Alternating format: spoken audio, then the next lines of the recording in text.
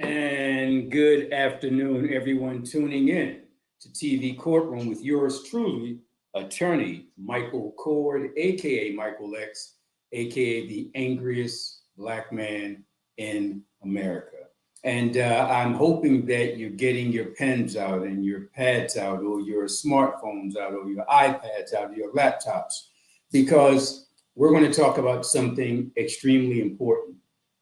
It's the future of America, and nothing could be more important than that. You know, a lot of times, right before an election, whether it's a primary election or general election, I'll often tell people this is the most important election of your lifetime. And admittedly, sometimes that's hyperbole. All elections are important, but clearly, it's not a situation where it would be the most important in your lifetime.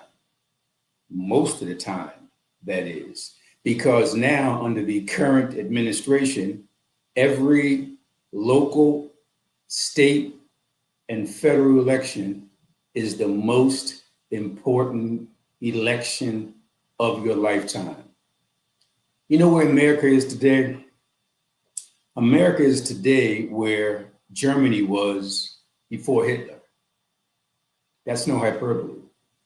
America today is where Spain was before Francisco Franco. America today is where Italy was before Benito Mussolini.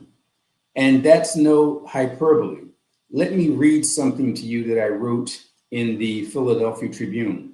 I would encourage folks to just Google Michael Cord, C-O-A-R-D, Philadelphia Tribune, and read the articles I've written, and thanks to our producer, engineer extraordinaire, Roland. You see, phillytrib.com. Just go to that website, type in Cord, C-O-A-R-D, and check out the articles. They're weekly articles. Check them out the last, let's say, 4 or 5 weeks, and you'll be shocked. But more than shocked, you'll be motivated to do something. When I just said that America today is where Germany was before Hitler came to power, that's no hyperbole. I also said the same thing about America today is where Italy was before Mussolini, and America today is where Spain was before Francisco Franco. And to prove to you that that's no hyperbole, let me read something that I wrote in the Philadelphia Tribune. Here's what I wrote. When Trump was reelected on November 5, 2024, and inaugurated on January 20, I immediately thought about a prescient 2018 book entitled How Democracies Die by Stephen Levitsky and Daniel Ziblatt, both professors of government at Harvard University. And check out what these Harvard professors wrote. In their book, they point out that since around the mid-20th century, around the 1950s or thereabout, there have been movements throughout the world that are blatantly fascist or became blatantly fascist. Let me read verbatim what these two Harvard scholars wrote. Quote, democracies in Argentina, Brazil, the Dominican Republic, Ghana, Greece, Guatemala, Nigeria, Pakistan, Peru, Thailand, Turkey, and Uruguay all died, unquote. Then they go on to write, they all died in violent military coups like Chile's democratically elected government died at the hand of right-wing General Augusto Pinochet, and all ended up being led by a brutally repressive dictatorial government. More recently, added these two Harvard scholars, quote, military coups toppled the Egyptian president in 2013 and the Thai prime minister in 2014. And you might say, okay, Michael X, why are you telling us this? This is foreign countries and other continents, and these were violent military coups. We don't have that here in America. Check this out. But, noted these two scholars, quote, there's another way to break a democracy. Democracies may die at the hands not of generals, but of elected leaders, presidents who subvert the very process that brought them to power. And when these scholars were interviewed about their book, One reporter asked a perfect question. The reporter asked, quote, "Is our democracy in danger during Trump's presidency?" And these two award-winning historians who have spent a total of more than 25 years studying the breakdown of democracies in Europe, Latin America, and Africa, both of them said yes. Let's pause right there.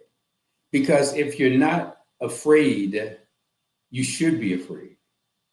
Because these two Harvard history professors, award-winning scholars, when they were posed with the question, quote, "Is our democracy in America in danger during Trump's presidency?" unquote. They both said yes, without hesitating. This is absolutely frightening, not just because of what these scholars said, but because of what Trump himself said. When Trump was interviewed in 2023, he asked about what would he do if he was reelected. And the question was, would you be a dictator? Trump's exact words were, quote, "On day one," unquote. When people show you who they are, when people tell you who they are, believe them. Here's a man who said he would be a dictator on day one, and you saw the dozens of executive orders he issued. When you see a man who led a mob to overthrow a democratically elected presidential vote, January 6th, U.S. Capitol, when he led a mob who attacked and killed cops, that man is now president of the United States. In a later show, I'll talk about how he got elected. And he got elected because the same racists who hate Black and brown people are the same racists like Trump. So what Trump and these poor white, mainly uneducated white folks have in common, it's certainly not income. It's certainly not neighborhood. It's none of those things. The only thing, the common denominator between these poor, uneducated white folks who overwhelmingly voted for Trump, only difference between them, well, there's major differences, but the common denominator between them and Trump is they both hate the same people. That's all they have in common. Trump hates Blacks, they hate Blacks. Trump hates Latinos, they hate Latinos. Trump hates Muslims, they hate Muslims. Trump hates gays, they hate gays. Trump hates transgender, they hate transgender. So the only thing they have in common is not political ideology, is not income, is not residency, is not education, is none of that. It's just they both hate the same people. But what these idiots didn't realize is that a sword can cut you on both ends. Because a sword is sharp on one end and a sword is sharp on the other end. So that same gigantic sword they gave Trump to cut off the heads of Black people and brown people and old people and poor people and student people and women people and gay people, that same sword they gave Trump to chop off their heads, once Trump swings back to get more momentum, he'll chop off their heads. Look at those federal jobs they're losing. Look at their Social Security they're losing. Look at their Medicare that they're losing. They didn't realize that a monster doesn't just kill the people you want that monster to kill. A monster can wind up killing you. So what do we do? If that's the problem, and it is, what's the solution? Well, the solution is to agitate, agitate, agitate. Like the great Frederick Douglass said, the solution is to resist, resist, resist, like I'm telling you. And how do we agitate? Well, we agitate by protesting and demonstrating. We resist by protesting and demonstrating. And all that resistance includes voting. Now, I want to be clear, voting is not the be all and end all. It's just a powerful weapon in our arsenal. I'm not naive enough to think that once you vote and you've done your civic duty, that everything will be fine and dandy. It will not, because people voted in the November 24 election, and you see what happened. So what we have to do is to agitate, agitate, agitate. What we have to do is resist, resist, resist. In the streets, in the corridors of political power, and also in the courtroom. That's the topic of my discussion today, that there are many weapons to be used in the battle against fascism. Not just one, there are many weapons, but the weapon I'm focusing on right now is the weapon of voting, and voting for the right judges. Many of you probably thought that, hey, aren't judges appointed? Well, yeah, on the federal level, judges are appointed. You got the Federal District Court appointed by the president, Circuit Court of Appeals appointed by the president, U.S. Supreme Court appointed by the president. But on the state level and on the local level, at least here in Pennsylvania, here in Philadelphia, judges run for office. They run for county offices. For example, in Philadelphia, there are 67 counties in Pennsylvania. Philadelphia is one of those counties, and they, like all the other counties, vote for judges to be on their lower level courts. They either call them the municipal courts or in the county's district courts, or they call them the Court of Common Pleas. But those judges, whether handling misdemeanor matters or handling felony matters, or small claim civil matters or multi-million-dollar matters, those judges are elected. And on the statewide level, same thing. We got the Commonwealth Court. They run for office. We got the Superior Court. They run for office. We got the State Supreme Court. They run for office. And these candidates running for office have more power than the mayor, if they win. Those who run for judge and win have more power than the mayor, have more power than the governor, have more power than the president of the United States. You might say, well, how could that possibly be? Well, here's how it could possibly be. In fact, here's how it actually is. Unlike the mayor, the governor, and the president, judges can do 4 powerful things. 1, they can take away your property by imposing a fine or through a seizure or a forfeiture order. So they can take your stuff. That's number 1. Mayor can't do that. Governor can't do that. President can't do that. Number 2, they can take away your children through a custody order. Mayor can't do that. Governor can't do that. President can't do that. They can take away your liberty by throwing you in jail. Mayor can't do that. Governor can't do that. President can't do that. And finally, judges, unlike the mayor, unlike the governor, unlike the president, judges can take away your life through the death penalty. Those are 4 awesome powers. So shouldn't you be concerned about who's going to have that power? Shouldn't you be concerned about who can take away your property? Who can take away your children? Who can take away your freedom? Who can take away your life? And it's really weird because when elections take place, the public generally is more concerned about those other elective offices, which are important, don't get me wrong, but very rarely do you hear anything where the public is alarmed about the judicial election. Well, I'm a part of a group called JTJ, Judging the Judges, and later on in the show, I'll talk more about it. But because today we're talking about judges and election of judges, I want to talk to, and I want you to hear from a young man who's a lawyer, a prominent attorney here in Philadelphia, and he's thrown his hat in the ring. So his name will be on the ballot during the May 20 primary to see if he can win that primary. And if he can, if he's running as a Democrat, and he is, he's a sure bet to win in the general election in November. Why? Because Democrats outnumber Republicans in Philly 7-1, some say 8-1. So once you get locked in the May primary, you're a shoo-in in the general.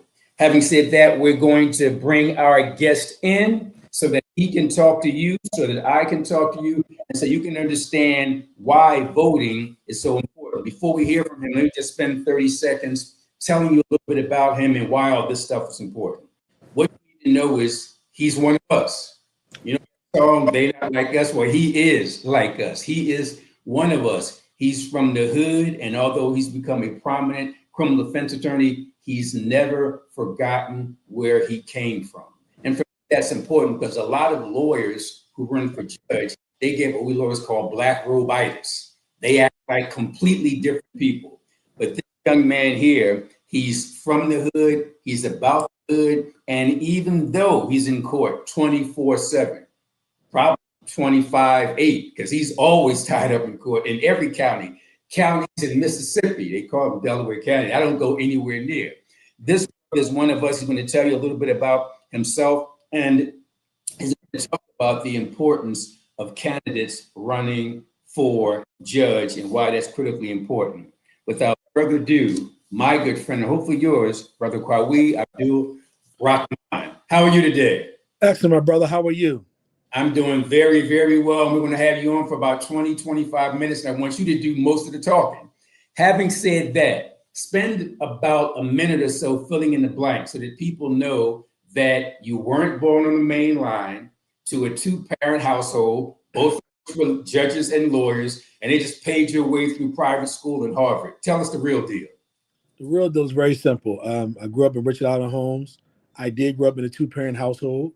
My stepfather, my mother was there, nurtured into me and poured nurturing into me. My father, I do know him. He doesn't live in my home, but I knew my father. So I had my father and stepfather. So I had the best of two worlds growing up when it came to male influence. I also had my uncle, Butch, Isaiah Patterson, who also was very influential in my life. I had two people at the church where I was raised at, St. Paul's Baptist, Reverend Arthur Lee Johnson, who was passed, and Deacon Peterkin, who's also passed. I say those two names because they both wrote letters for me when I joined my illustrious fraternity, Omega Psi Phi Fraternity Incorporated. They wrote recommendation letters for me. And the beautiful thing is I never knew they were men of Omega until I needed them. That's how much impact they had on me. And that's how the letters didn't shine for them, but they shined for the letters. So I had men around me that aided me and poured into me what I hope I've become: a good father, a good friend, a good role model, a heck of a football coach. And you know, I'm glad you laid it out like that. Behind me, you can see a poster of Malcolm X, and Brother Malcolm would always say, "Make it plain." So when we have these highfalutin lawyers on the show, we don't want them to act like they're in this U.S. Supreme Court. We want them to make it plain. And you've done that. You mentioned Omega Psi Phi. Tell the listening audience where you pledged and why that school and that frat are so important. Well, as you see right behind Mike, behind you, the State College of Cheney University. It's wonderful when we get into the arguments with the Wilberforces and the Lincoln Universities about who came first. The beautiful thing for me is in 1837, we didn't have elementary schools, we didn't have high schools, we didn't have any type of schools. So if you want to call Cheney Institute and you want to call Cheney College for Teachers, whatever you want to call it, we had no opportunity to go to any school other than Cheney University in 1837. So y'all put that in your head and put that there. Very well said. Before we get into your legal career, you say you were a member of St. Paul Baptist Church. Was that at 10th and Wallace? It is. It is. Let me tell you, man, of all the years I've known you, I never knew that. I belonged to St. Paul Baptist Church. Get out of here. My mother was a devout member, and she would drag me and my brother. We got to talk off air, man. Absolutely. We have so much in common coming from the hood. And which is more important, or most important, I'm so glad you made it clear that you came from a two-parent household. A lot of us didn't, but for me, I did. It wasn't my mother and father. It was my mother, my grandmother, and my grandfather. So I had that because many people think that every Black person in America got the sob story about coming from a broken home.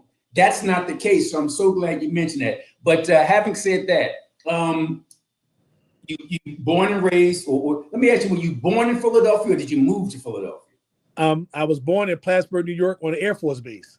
My father and mother was married. I was born on an Air Force base, but I'm gonna tell you what's even funnier than that, Mike.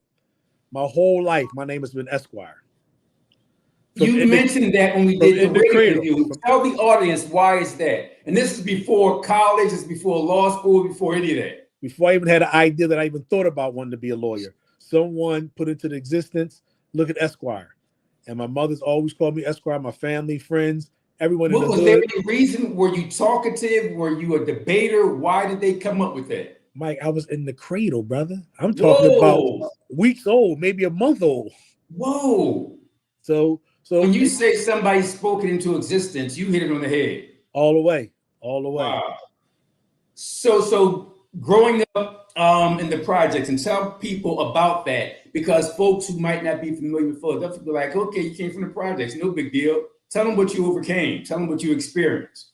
Well, what we do know is, and Mike, you came from the same type of environment, but Richard Allen was one of the more notorious projects in the city of Philadelphia, one of the larger projects in the city of Philadelphia. So much so that I wrote a paper in high school that talked about the schools that surround Richard Allen Homes, the schools that are no longer there because we had the children that was able to funnel into those schools. So when you talk about Worcester Elementary, which is now the police forensic lab, is gone. When you talk about Spring Garden, is gone. You're talking about Carmen, is gone. You're talking about Harrison, is gone. You're talking about schools that was in a neighborhood that was filled to capacity with young, bright minds that are now gone. So what happens? Where do those kids go to? Those are the things that we're talking about now, especially in our community. We're talking about how we're losing resources, but no one thinks about the impact it has on the children, the families, and the economic aspect alone.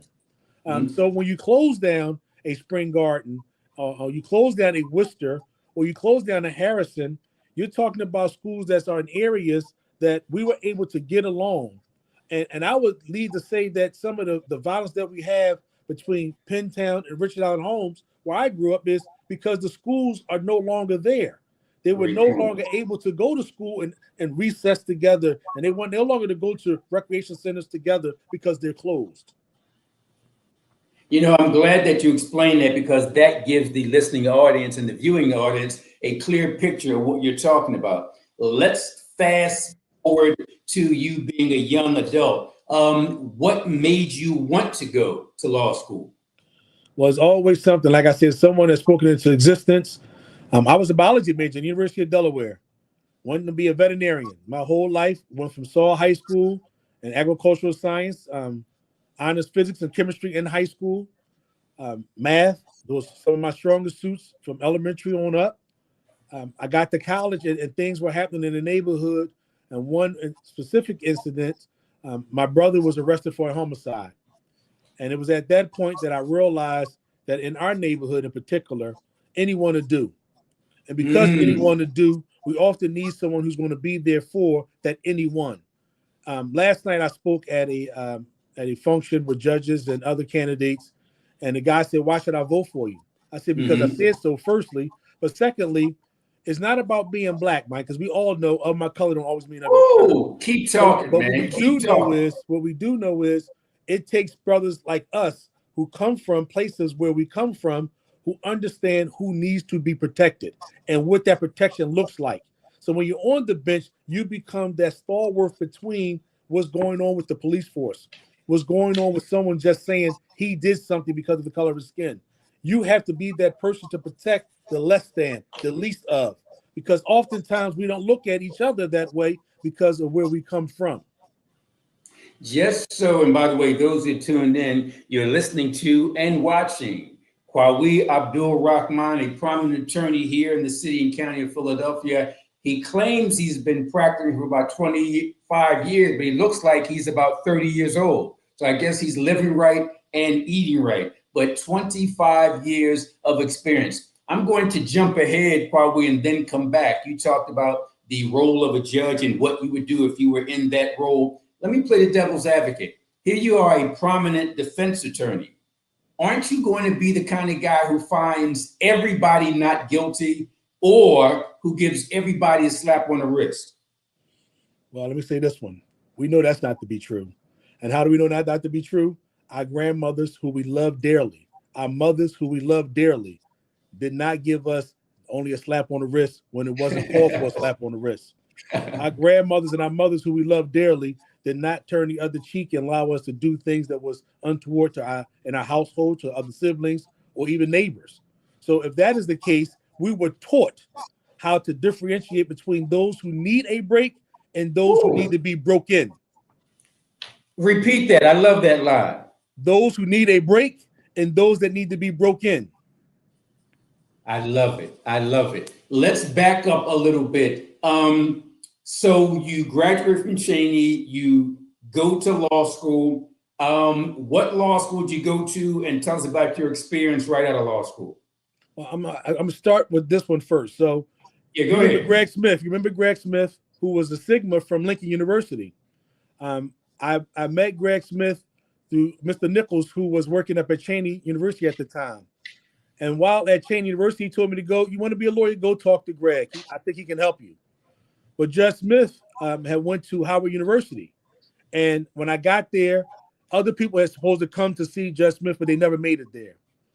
I went, he said, well, you're the only person that ever came, so obviously you're dedicated.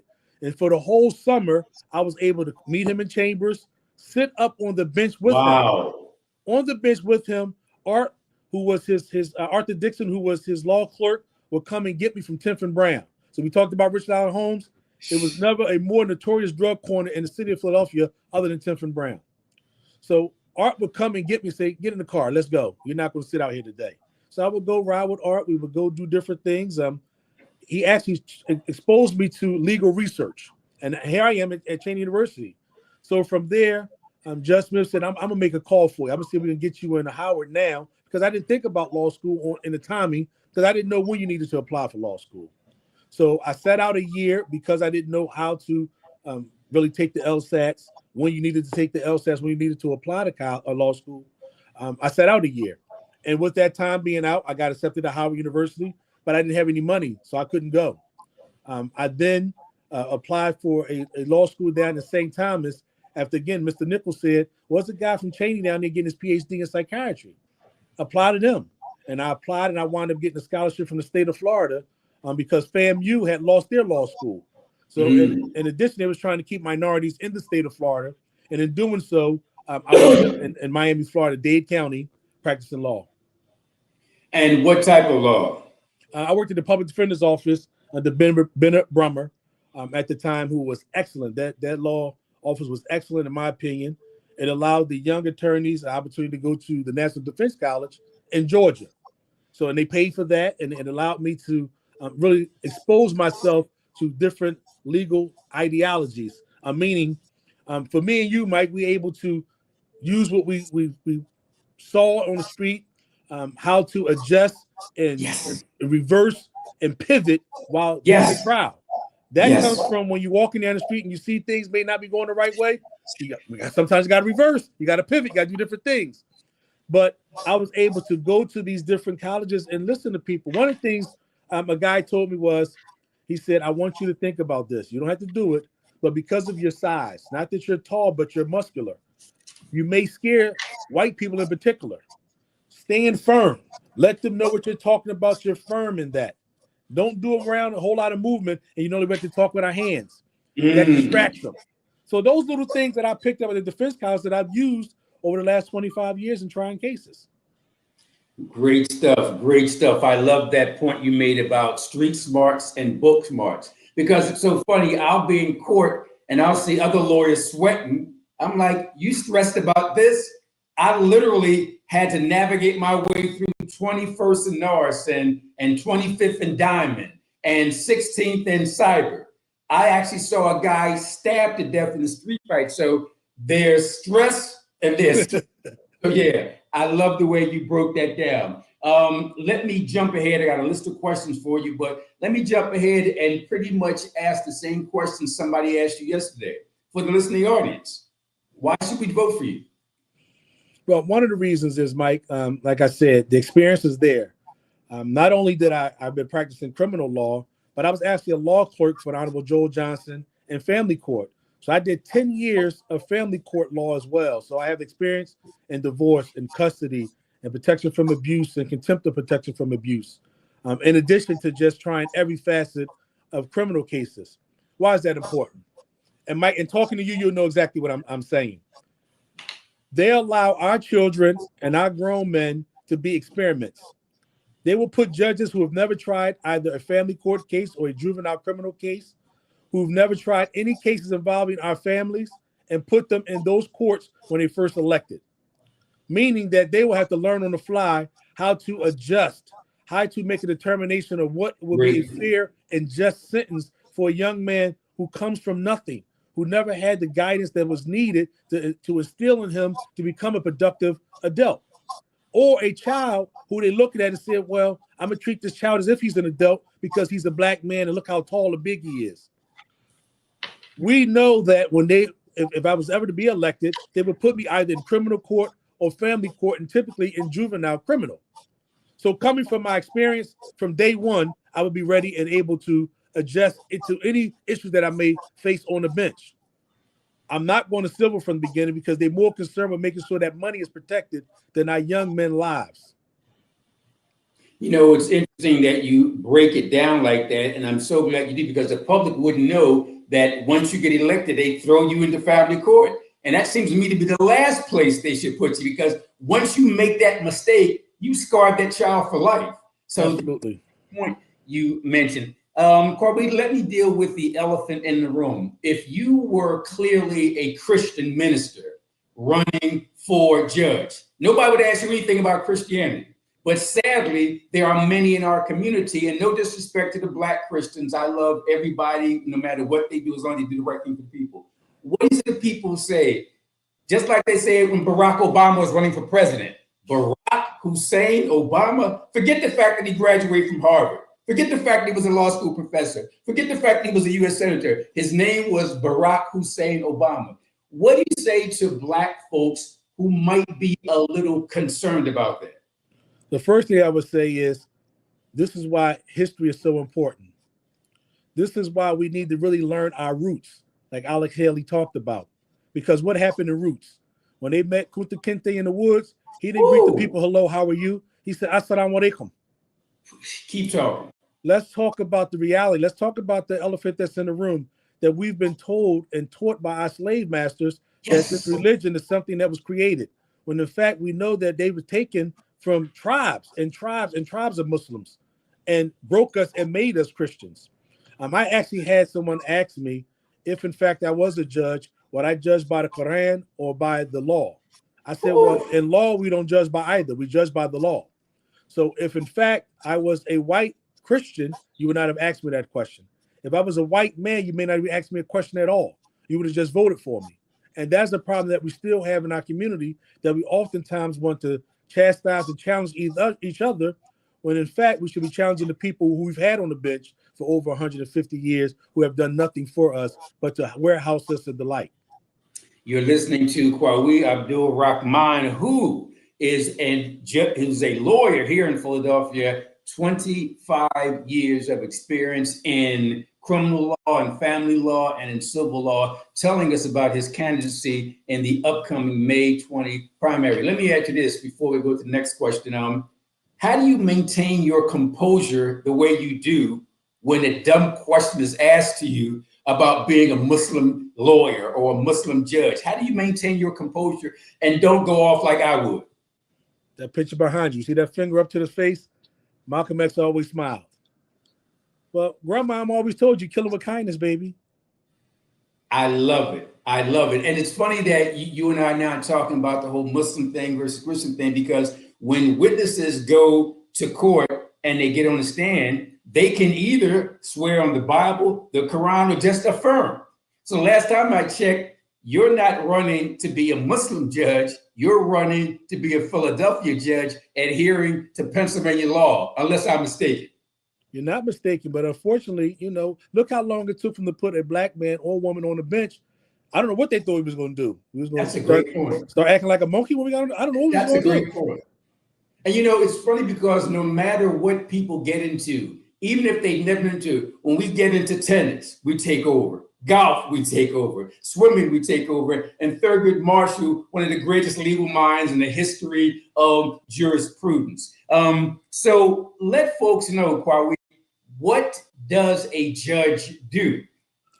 Well, you started off excellent. You talked about the 4 things that a judge do. but more importantly is how do they get to do that job itself. You would hope that you have someone who's willing to listen.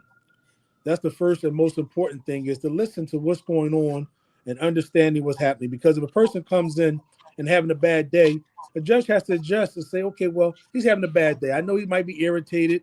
I'm waiting a long time to be heard, or whatever it may be. But at the end of the day, your personal feelings should not come into play when it comes to dealing with someone else's life. Your personal feelings are your personal feelings. The law is what you should judge by.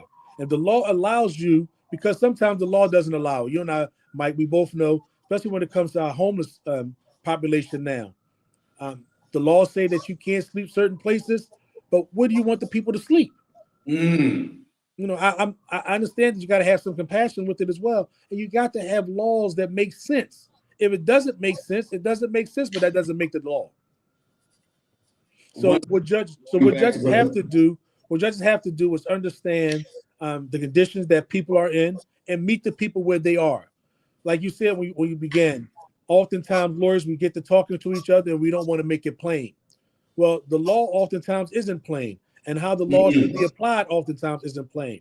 So you got to meet people where they are. They may not be at the level where they understand law the way we learn, race the locator, or whatever the other Latin term they may give us. We may have to break it down let them know, well, sir, I understand that you believe you have a right because you paid your fare. It doesn't allow you to ride the SEPTA all day. SEPTA said they wanted you to get off, and you had to get off. But understanding that it was freezing cold outside, it was snowing, it was raining. I understand that you have no place to go.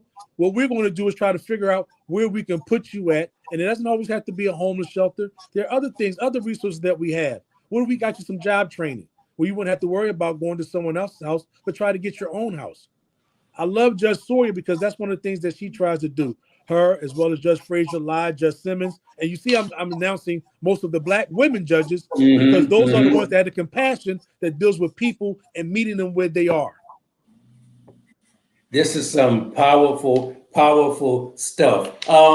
Just so folks understand what you and I are talking about in terms of a candidate running to become a Philadelphia judge, what's a municipal court judge and what's a common pleas court judge? All right, so we're going to start with municipal court because that's typically the first line of defense when it comes to a criminal case. And what I mean by that, Michael, is if you have a person who's charged with a felony, you have a preliminary hearing. And that preliminary hearing is heard before a municipal court judge. Unlike when you talked about the justices out, the district justices out in the county, they are not allowed to hear certain cases and try certain cases. Although they're allowed to have a preliminary hearing, they cannot hear DUIs, which are misdemeanors. They cannot hear possession with intent to deliver of marijuana on the first instance, although that's a felony. They cannot hear simple assault charges. They cannot hear retail theft over summaries. So the difference between a municipal court judge and a district court judge is they are able to hear cases, judge cases, and make a determination of what guilt or innocence should be at that level. At the district court out in the counties, they are not allowed to do that. Municipal courts here in Philadelphia also deal with landlord tenants. So if you have an issue with trying to evict someone, if you have a dispute in less than $10,000, a small claims court, that judge would also hear that. Out in the county, only common pleas court judges deal with these issues. Whether or not a person of $10,000 or less would have to deal with a common pleas court as we have to do here in Philadelphia. So those are some of the distinctions between municipal court and common pleas. Common pleas courts are the ones who will hear the murder trials once they get past the preliminary hearings. They would hear the possession with intent to deliver charges once they got past the preliminary hearings. The rape charges once they got past the preliminary hearings. Now, with one caveat, if it's a victim that's a juvenile, you will also have a preliminary hearing before a common pleas court judge because they want to do it in a family court where all the judges are common pleas court judges. They want to have a victim feel a little at ease the first time they introduce to the court system. So they have a common pleas court judge deal with those preliminary hearings. So you'll hear, I have to go to family court to address a criminal matter when there's an adult and a juvenile involved as a victim. Folks who then you're actually listening and watching an attorney who's been doing his thing for 25 years. His name is Qawi Abdul-Rahman. And Qawi, before we go on, because I have some follow-up questions I want to ask you, give us your contact information. Is there a website? Is there a phone number? Is there an email address? Is there social media? How can folks find out more about you? Yeah, so social media is QAWIABDUL, the number 4 judge at Instagram. It's also the same, Qawi Abdul-Rahman for judge at Gmail, which is my email address, as well as rahmanforjudge.com, and that is my website. And I'm so thankful that we have a great producer, a great engineer who put it up on the screen so yes, you can see. The next thing I want to ask you is, you spent, I assume, most of your time being a criminal defense attorney, this and the other stuff. How can you be a fair judge to prosecutors, to DAs, if much of your experience is on the defense side? Very easily. What people don't understand is, and I often tell people, you can tell some of the better lawyers are the ones who played sports. Why do you say that?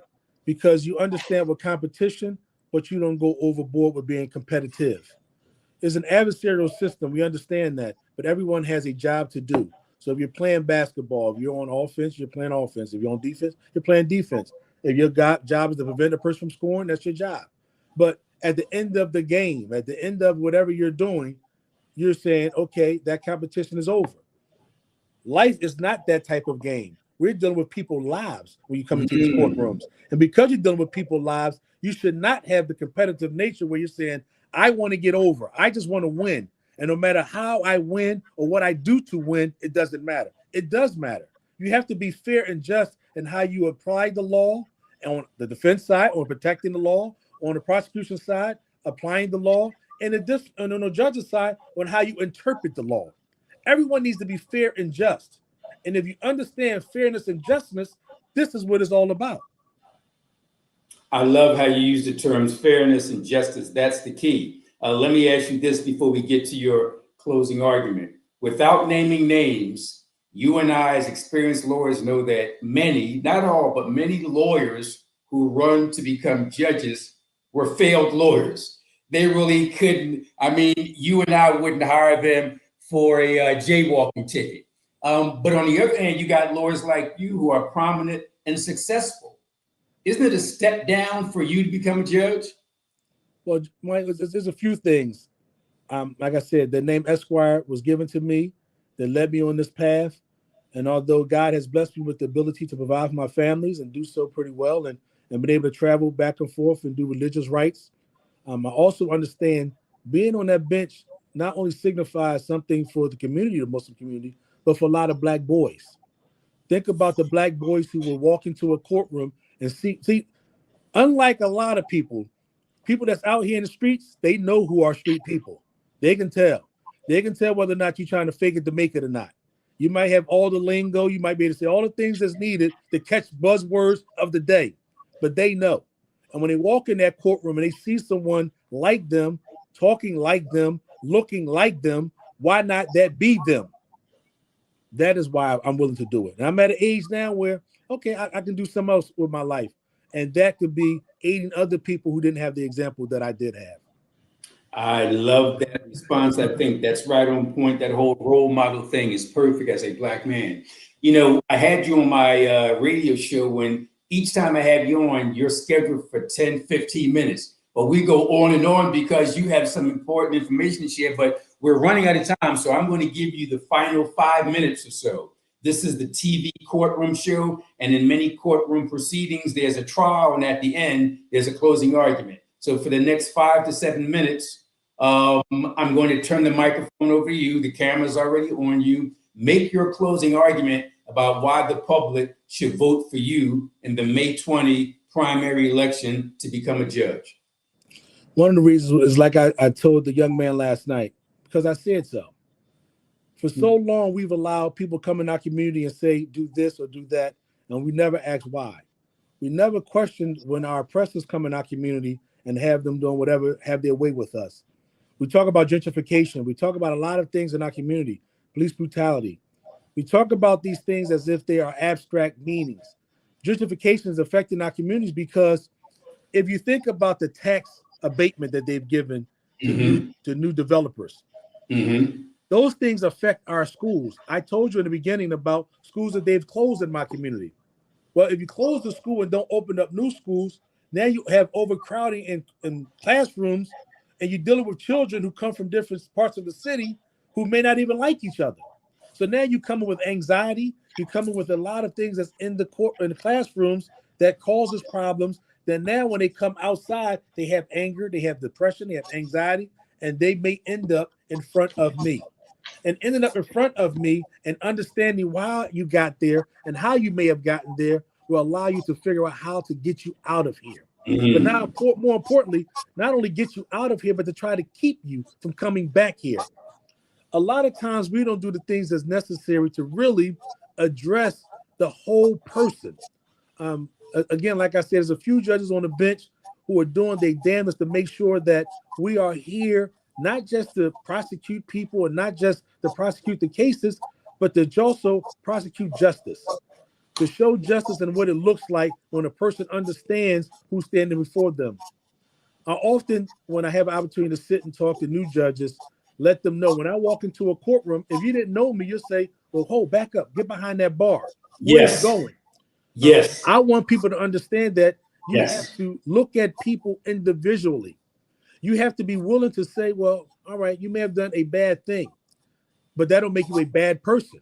And let's be clear also, some bad people are doing bad things, and they also have to come before you, and you have to make a determination and see who are you really sending away. Are you sending bad people who did bad things, who need to be in bad places? Or are you sending a person who wind up with a bad situation because of education, because of employment, because of wanting to be a great father, a great husband, but is unable to do so financially? People oftentimes don't talk about the real facts. Divorces are happening in our community not because a lot of times the families can't get together, it's because of financial reasons. Well, let's deal with the root problems of the financial reasons. Education, employment. Okay, well, that's one of the problems. Now we have broken homes. Now we come from the broken homes, and what is the new cycle? The new cycle is you end up in front of a judge or maybe a police officer who then have you come in front of a judge. But there are so many ways in which a person comes before a judge, and oftentimes the reason why that person is there is never addressed. The crime is addressed, but not the reason what made that person possibly commit the crime. But also, let's deal with the fact that you may not have committed a crime at all. How about, Mike, the years when you was doing a lot of the drug cases over there in North Philadelphia, when a person shakes a person hand when he walks up on a corner? Yes. And officers say, and the pars, all the pars say the same. He was looking up and down the streets, making that person a lookout. Why am I a lookout? Because I'm in a neighborhood and I'm talking to people that I know. How did I become a lookout? Well, one of the things that me and you both know, Mike, was you don't necessarily have to be a lookout. You're just on the street. You're paying attention to your surroundings, which is lawful, and you're not committing a crime. But yet and still, you're now in court because they never observed you take any money. They never observed you point to anybody that tried to engage in any drug activity. But yet you looked up and down the street in a known drug area, so now you're a criminal. I know better than that. I know that people come up, they live in that neighborhood, and because of economic reasons, they're not able to leave that neighborhood. They should not be criminalized just because they don't have a job or a house outside of that neighborhood. Those are the things that a lot of times you'll hear people talk about experience. It takes 5 years of practicing law to allow you to run for any court in the Commonwealth of Pennsylvania. 5 years. That 5 years means that, yes, you have experience in practicing law, but that 5 years does not mean that you're bringing some experience, lifelong experience with you that aids you while you're on that bench and practicing law. And that is the difference that I think I bring from my upbringing, the places where I had to grow up at because of the circumstances that my family were in. The schools that I went to, circumstances of where my family were at. We didn't have the money to send me to the St. Joe's Preps or the Friends for Life. And my mother wanted to send us to those schools, but unfortunately was unable to do so. So understanding those aspects of life, just life itself, life gets in the way of lifing. You need to have a judge who can look at a person and say, no, they deserve a chance. Think about this, Mike. Juanita Kid Stout Criminal Justice Center is named after a judge who sat on the bench and said, I'm not going to throw every black man that comes in front of me away. One of the black men who came before her was Ron White. Ron White is also from Richard Allen Holmes, who became the power broker when it came to lawyers here in the city of Philadelphia. Ron White was arrested as a juvenile, and they could have direct filed him. They could have went and sent him to state prison as an adult, even though he was a juvenile. But Judge Juanita Kid Stout said, no, I see potential. I see something in him that you are passing by that he may not even see in himself. But I'm going to press you, young man. I'm going to make sure that you do the things that's needed to make you a productive person. That is the type of judges that we need on the bench. And that is the type of person that I've become because of my upbringing. And they don't leave at the door because you put a robe on, don't mean that your past experience disappear. What do they say, Mike, in jury closings when they close the jury out and the judge gives us final instructions? You, ladies and gentlemen, you're able to use your common sense. Don't leave your common sense at the door. But that goes with the jurors as well. Don't leave your common sense at the door. Because you're no longer on the corner, don't mean that the corner experiences cannot aid you wherever walks of life you may become. I got to tell you, that was a fiery and more important, persuasive closing argument. If I were the fourth person in the jury, I'd give you 10,000 votes. But I don't need to give you anything because the listening audience heard you and they're impressed with your candor, impressed with your qualifications, and impressed with your passion. We run out of time, but before we go, in the final 10 seconds, once again, if folks want to follow you, if they want to contact you, if they want to support you, how do they do that? Again, the first way is QAWIABDULRAHMAN, the number 4, Judge at Instagram, as well as at gmail.com, and Rahman for Judge, RAHMAN, the number 4 judge.com, and that's my website. But Michael, if I also may let people know that tonight I'm having something that's Silverback. That is a petition signing. One of the things that needs to be done is I have to have 1,000 valid signatures of registered voters here in the city and county of Philadelphia in order to get on the ballot. Because I'm not backed by the Democratic Party, they will challenge every one of my signatures. Not every other, not every 2, every one. So I want to make sure I have a plethora of signatures. So I'm looking at trying to get 2,500. I'm at about 1,800 signatures now. And next week is the last draw for petition signing before we have to take them to Harrisburg. So tonight at Silverback Cigar Lounge from 4 to 7 is a meet and greet where you can come and sign my petition as well as other judicial candidates. And tomorrow from 11 to 3 p.m., I'll be at Newman's Grill. And Newman's Grill is on 5946 Germantown Avenue. Again, that's from 11 to 3. Again, a petition signing. Come out. I need your help. The first step is to get on the ballot. The next step is the May 20 primary. Very well said, but more important, sir, very well done. Thank you very much and have a wonderful and safe weekend. Michael, I appreciate you so much, brother. Thank you. My pleasure. Great information from an experienced trial lawyer who is running to become judge. And speaking of running to become judge, we're fair to everybody here at TV Courtroom. So if you're a candidate who is interested or is already declared that he or she or they are running for judge and you want some time on my show, contact me at michaelcoard@gmail.com. That's MICHAELCOARD. Again, our producer, engineer extraordinaire, Roland, put up the screen, say, hey, I saw what you had, this person, that person on your show. I'd like to be on the show. I am a candidate and I want a fair opportunity to have my say. Email me at michaelcoardx@gmail.com and we'll work out something in regard to your request to be a guest on my show. We got just a couple minutes left. I'm encouraging people to check out all my articles in the Philadelphia Tribune. Before we had our guest on, I was talking about one of my recent articles, which dealt with the importance of judges and what judges can do. If we see that this country is falling into what Germany became right after Hitler, what Italy became right after Mussolini, and what Spain became after Francisco Franco. America, Pennsylvania, Philadelphia could fall into that same trap. And don't believe me and what I'm saying, go to the scholars, go to Stephen Levitsky and Daniel Ziblatt, who together wrote a book entitled How Democracies Die. And they talk about resistance against that death. So I'm encouraging to you to find out who the candidates are running for municipal court in Philadelphia. Find out who the candidates are running for Court of Common Pleas in Philadelphia.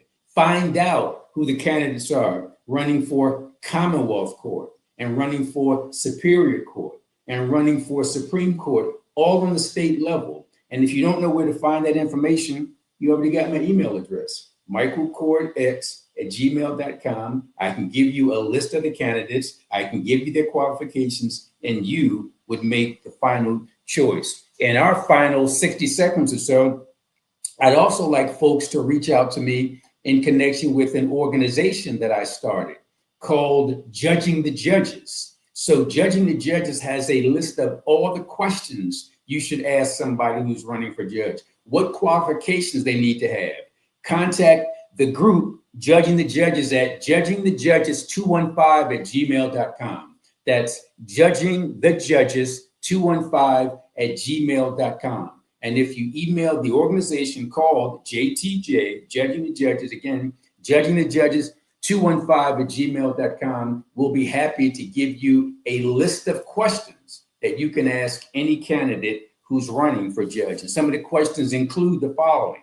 1, why do you want to become a judge? 2, what are your qualifications to be a judge? 3, what is your judicial philosophy and what role, if any, does restorative justice play in that philosophy? Number 4, how long have you been a lawyer? Number 5, what type of legal work did you do in the past 10 years? Number 6, how many jury trials have you handled? Number 7, how many bench trials have you handled? Number 8, how many appeals have you filed? Number 9, what organization do you belong to? And number 10, which is important, what kind of pro bono work have you done? All that's laid out there. I want to thank you viewers. I want to thank you listeners. I certainly want to thank our producer / engineer extraordinaire for putting together a great show. And I certainly want to thank our guest who provided us with some important information about his qualifications to become a judge in the city and county of Philadelphia. In my final 30 seconds, let me just say this. If there are any other candidates running for municipal court in Philadelphia,